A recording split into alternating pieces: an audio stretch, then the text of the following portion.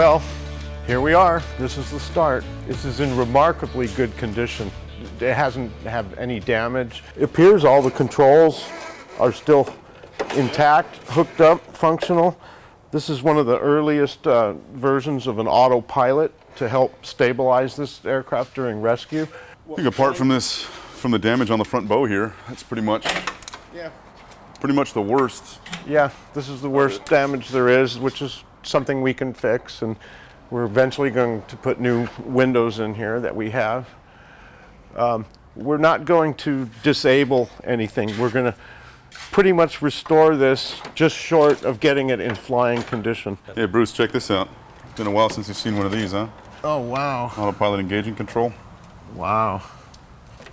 Early stuff. Yeah. Probably have to clean up a lot of that wiring too.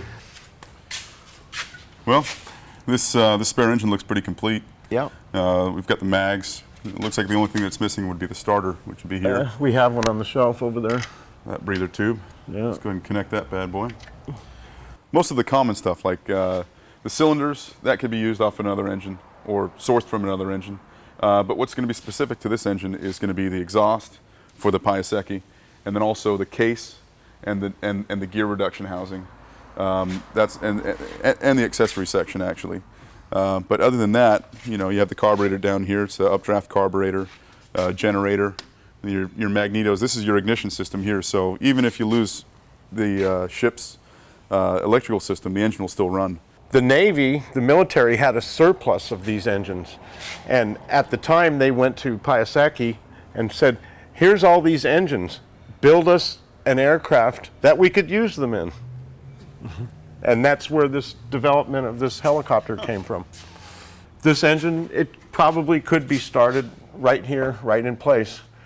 And that may happen one day, who knows? Dare to dream. That hook there, that's the cargo hook this floor hinges down, and the pilot could look right down on whoever they were rescuing, the cargo hook. He would lower it. He could easily look over his shoulder and control the helicopter and lift down to pilots in the ocean up through here, up in here and back into the cargo area, personnel area. These are the main rotor blades. There's a total of 6. There's 3 on the front, 3 in the back. They're counter-rotating. This is the root end of the blade where it attaches to the rotor head itself. This is steel. All this up in here is steel underneath, and that's what takes the load, the centrifugal forces and the lifting loads of the blades to lift the helicopter. This is a cross-section of the rotor blade. It's hollow here. These are laminated birch. The wood, it's basically plywood. This is the steel spar, which holds the load. And inside it's got wooden ribs. It's built basically just like a model airplane.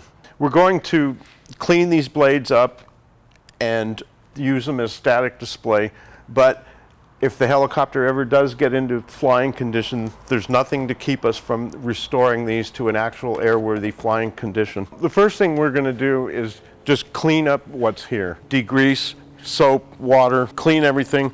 We're just going to lightly touch up the inside paint with the same kind of a green. We don't want to disassemble too much because eventually it could be a restored flying aircraft.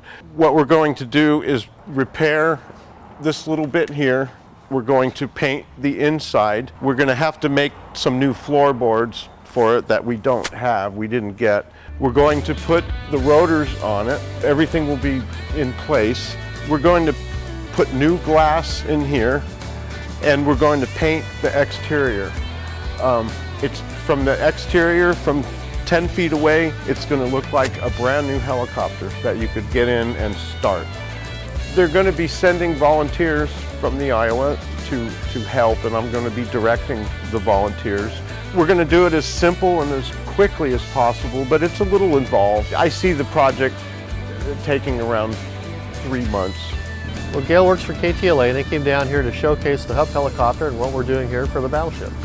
She comes down to the ship quite often for her morning show, and she's been down to Fleet Week, she's been down to the Iowa, she's been down for a number of things.